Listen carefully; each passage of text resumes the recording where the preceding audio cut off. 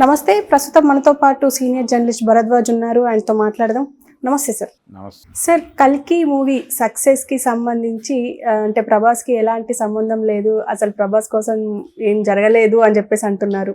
మొత్తం క్రెడిట్ మొత్తం దర్శకుడికి ఇస్తున్నారు. మీరేమంటారు సార్? అసలు ఎలాంటి ఏ సినిమా అయినా క్రెడిట్ ఖచ్చితంగా డైరెక్టర్కే చెందవలసి ఉంటుంది అనేది ఈ రోజున కొత్తగా చెప్తున్న మాట కాదు. సినిమా స్టార్డమ్ చుట్టూ తిరిగితే, స్టార్ల చుట్టూ సినిమా తిరిగితే గొప్ప కథలు రావు. డైరెక్టర్ సెంట్రిక్గా వచ్చే సినిమాల్లోనే కథ ఉంటుంది అనేది చాలా కాలం క్రితం దాసరి నారాయణరావు గారు సిద్ధాంతీకరించారు. ఇచ్చి director is the captain of the ship అన్నాడు ఆయన. సినిమా అనేటువంటి నావకి కెప్టెన్ డైరెక్టరే అని చెప్పి చాలా స్పష్టంగా చెప్పాడు ఆయన. ఏదైనా సరే డైరెక్టర్ సెంట్రిక్గానే ఉండాలి అని కూడా చాలా బలంగా వాదించేవాడు ఆయన. తనదైనటువంటి తరహా కథలతో తను ఎంపిక చేసినటువంటి హీరోలతో నటింపజేసేవాడు తప్ప హీరోల ఇమేజ్ మేరకు కథలు తయారు చేయటం అనేది దాసరి ఎప్పుడూ చేయలేదు.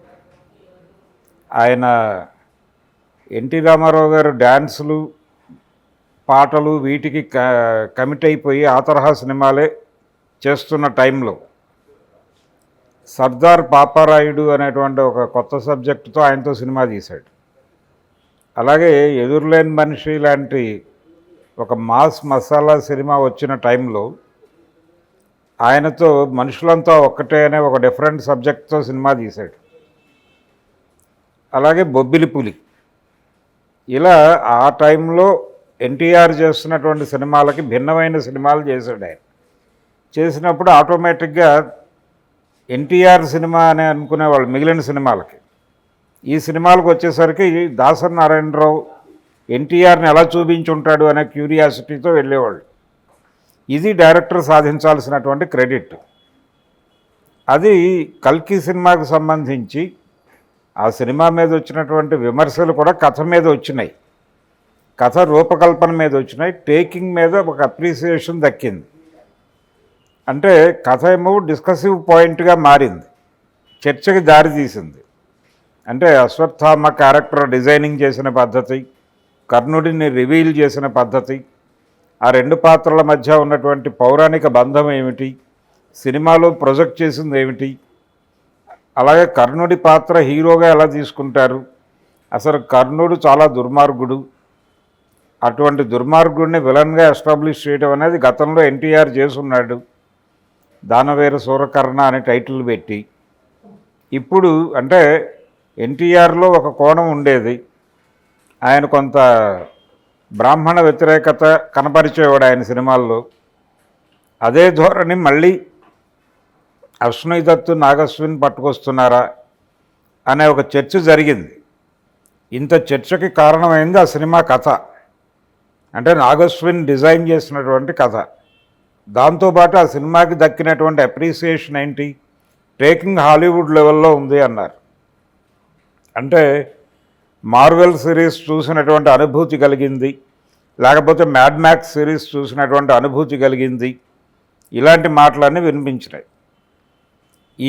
ఈ అభిప్రాయం వ్యక్తం కావడం వెనకాల అతను పడినటువంటి తపన, కష్టము ఉన్నాయి. టెక్నికల్గా చాలా సౌండు, ఆయన సినిమాల్లో కథ కంటే టెక్నాలజీయే ప్రధానంగా ఉంటుంది అనే ఒక ఇమేజ్ సంపాదించుకున్నటువంటి శంకర్ గారు తీసినటువంటి భారతీయుడు 2 ఎంత పేలవంగా ఉందో మనం చూసాం. టెక్నికల్గానే, సబ్జెక్ట్ వైజ్ కాదు. సబ్జెక్టు పరంగా కల్కి సినిమాలో అనేక ఇబ్బందులు ఉన్నాయి. అంటే చివరికి ఎలా తేల్చారంటే విమర్శకులు, టెక్నాలజీ కింద పురాణాలని సమాధి చేశాడు నాగశ్విన్ అనేదాకా విమర్శకులు వెళ్ళారు. అయినప్పటికీ జనాలు థియేటర్కి వచ్చారు. 1000 కోట్లకు పైగా వసూళ్లు సాధించింది ఆ సినిమా. కేవలం తెలుగు రాష్ట్రాల్లోనే కాదు, దేశవ్యాప్తంగా జాతీయ మార్కెట్లో అది సక్సెస్ఫుల్గా రన్ అయింది. ఈ క్రెడిట్ ఖచ్చితంగా డైరెక్టర్కే చెందాలి. ఎందుకంటే ఇదే ప్రభాస్తో రాధేశ్యామ్ అనేటువంటి సినిమా రిలీజ్ అయింది. నిజంగా ఇతని స్టార్డమ్ మీద సినిమాలు ఆడేస్తే అది ఆడాలి. అలాగని చెప్పి ప్రభాస్కి స్టార్డమ్ లేదు అనుకోవటం కూడా తప్పే. అతని ఇమేజ్ మీద డబ్బులు వచ్చినటువంటి సినిమాలు ఉన్నాయి. సినిమాలో 100 లోపాలు ఉన్నప్పటికీ అతని ఇమేజ్ మేరకు డబ్బులు వచ్చిన సినిమా సాహో. ఆ సినిమా నిజానికి బాహుబలి తర్వాత విడుదలైన మొదటి సినిమా ప్రభాస్. అయితే ఆ సినిమాకి హిందీ బెల్ట్లో భారీ వసూళ్ళు వచ్చినాయి. తెలుగు మార్కెట్లో కొంచెం డివైడ్ టాక్ వచ్చింది, కానీ వసూళ్ళు బాగానే వచ్చినాయి దానికి. కాబట్టి డైరెక్టర్ దెబ్బతింటే సినిమా కూడా దెబ్బతింటుంది అనేది ముందు మనకు అర్థమైతే, రాజమౌళి సినిమాగానే చెప్తారు దాన్ని. బాహుబలి కావచ్చు, ఇంకో సినిమా కావచ్చు, ఏదైనా సరే ఇది రాజమౌళి సినిమా అనే అంటారు. అందులో హీరో ఎవరైనా కావచ్చు. అలాగే ఆ రోజుల్లో దాసరి గారి సినిమాల గురించి చెప్పుకున్నాం మనం. ఆయనకు ముందు కేవీ రెడ్డి గారు సినిమాలనే చెప్పుకునేవాళ్ళు. కేవీ రెడ్డి గారి సినిమాలో రామారావు హీరో, లేకపోతే నాగేశ్వరరావు హీరో, ఇలాగే చెప్పుకునేవాళ్ళు. ఆదుర్తి సుబ్బారావు గారి పేరు చెప్పిన తర్వాత నాగేశ్వరరావు పేరు చెప్పేవాళ్ళు అన్నపూర్ణ సినిమాలకు సంబంధించి. ఒక దశలో నిర్మాతల పేర్లు కూడా ప్రామినెంట్గా చెప్పుకునేవాళ్ళు. దుక్పాటి మధుసూదన్ రావు గారి పేరు చాలా ప్రముఖంగా వినిపించేది ఆ రోజుల్లో. అలాగే విజయ చక్రపాణి గారి పేరు చాలా ప్రముఖంగా వినిపించేది. ఇలా దర్శకుడు నిర్మాత చేతుల్లో సినిమా నడిచింది ఒక దశలో. ఒకప్పుడు సినిమా ఎలా నడిచేది అంటే, ప్రొడ్యూసర్లు ఒక కథ డిజైన్ చేసుకునేవారు. ఒక రైటర్ని పెట్టుకుని ఒక కథ స్క్రిప్ట్ రెడీ చేసి, ఈ స్క్రిప్ట్ని అందంగా చిత్రీకరించగలిగిన డైరెక్టర్ ఎవరు అని ఒక డైరెక్టర్ని తీసుకొచ్చి ఆయన స్టైల్లో దీన్ని అడాప్ట్ చేసి ఆయన ఒక స్క్రీన్ ప్లే తయారు చేసిన తర్వాత అప్పుడు ఆర్టిస్టుల ఎంపిక జరిగేది. ఎవరు హీరో అంటే హీరో ముందే సెలెక్ట్ అయిపోయి తర్వాత కథలు డిజైన్ చేయటం అనేది దాదాపు 68 తర్వాత మొదలైంది తెలుగు సినిమాలో. అంటే ఎన్టీఆర్ మాస్ హీరోగా ఎస్టాబ్లిష్ అయిపోయిన తర్వాత, ఆయన తర్వాత వచ్చినటువంటి కృష్ణ ఇలాంటి వాళ్ళు మాస్ హీరోలుగా ఎమర్జ్ అయిపోయిన తర్వాత, వాళ్ళని పెట్టేసి ఏదో కథతో సినిమా తీసేస్తే ఒక వారం రోజుల్లో డబ్బులు వెనక్కొచ్చేస్తాయి. ముందు క్రౌడ్ పుల్లర్గా ప్రొజెక్ట్ అయ్యారు వాళ్ళు. అంటే వాళ్ళ సినిమా రిలీజ్ అయితే కథతో సంబంధం లేకుండా ముందు సినిమాకి వెళ్ళిపోతారు, తద్వారా డబ్బులు వచ్చేస్తాయి అనే ఉద్దేశంతో కథల డిజైనింగ్ మొదలైన తర్వాత హీరో వర్షిప్ వచ్చింది. హీరో వర్షిప్ వచ్చిన తర్వాత ఆయన దాదాపు ఒకే కథతో 10-15 సినిమాలు మినహాయిస్తే దాదాపు 10 ఏళ్ల పాటు ఒకే కథతో యాక్ట్ చేశాడు ఎన్టీఆర్. ఇలాంటి పరిస్థితి చూసాం మనం. అంటే స్టార్డమ్ అనుభవించిన హీరోలందరూ అలాగే చేశారు. కానీ ఇప్పుడు ఆ కండిషన్ లేదు. స్టార్డమ్ మీద మార్కెట్ అవుతోంది, నోన్ ఫేస్ కాబట్టి, వేరియస్ మార్కెట్స్లో ఇతని ముఖం తెలుసు కాబట్టి, ఇతని ముఖాన్ని చూపించి సినిమాని కొంత మేరకు నడిపించవచ్చు కాబట్టి వాళ్ళకి 100 కోట్లు ఇలా రెమ్యూనరేషన్లు ఇస్తున్నారు. కానీ స్టార్ ఉన్నంత మాత్రాన సినిమాలు ఆడేస్తాయనేటువంటి భ్రమ ఇప్పుడు లేదు. గతంలో ఉంది అది.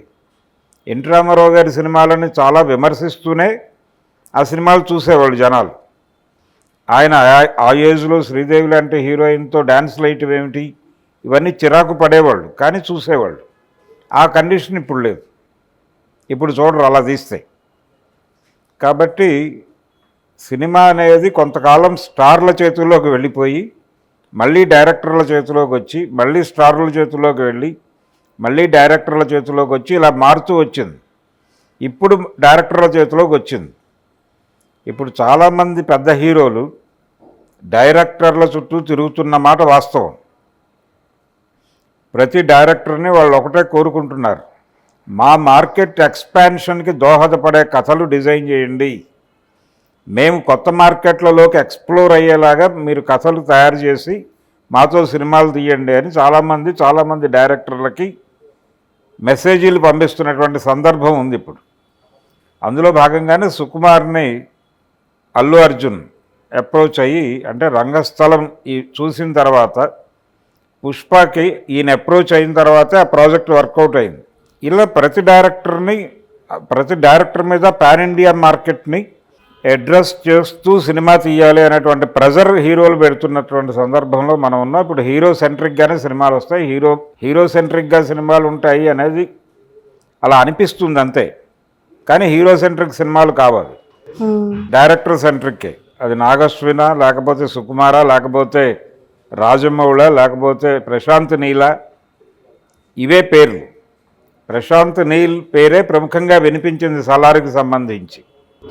ఇప్పుడు ఎన్టీఆర్ చేయబోతున్న ప్రాజెక్టు కొరటాల శివ ప్రాజెక్టులో ఎన్టీఆర్, అలాగే దీని తర్వాత ప్రశాంత్ నీల్ ప్రాజెక్టులో ఎన్టీఆర్, ఇవే కథనాలు.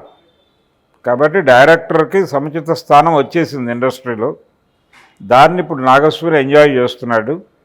100 లోపములు ఉన్నప్పటికీ ఆ లోపాలకు సంబంధించిన విమర్శలు ఆయనే భరిస్తున్నాడు. అలాగే వస్తున్నటువంటి వసూళ్ళకి ఆయనే కారణం. రెండిటికి అంటే ఈ సినిమాకి సంబంధించిన మంచికి చెడుకి కూడా నాగశ్వరే బాధ్యుడు.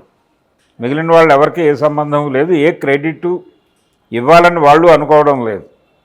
కాకపోతే ఎల్డర్గా అమితాబ్ బచ్చన్కి అలాగే మంచి స్టార్డమ్ ఉండి